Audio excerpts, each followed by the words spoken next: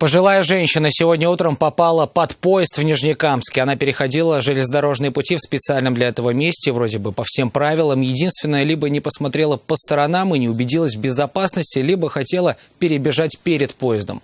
Салават Мухаммадуллин продолжит.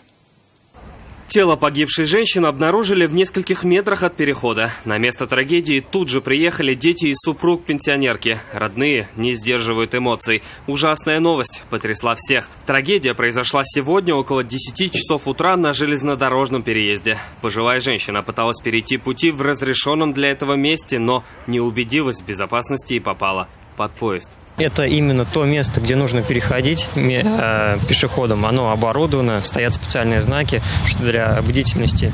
Но даже несмотря на все принимаемые меры, не получается избежать вот таких данных случаев. Машиниста опрашивали сотрудники полиции. Им предстоит установить виновного в этой трагедии. Но все признают, состав моментально остановиться не может. Тормозной путь составляет сотни метров.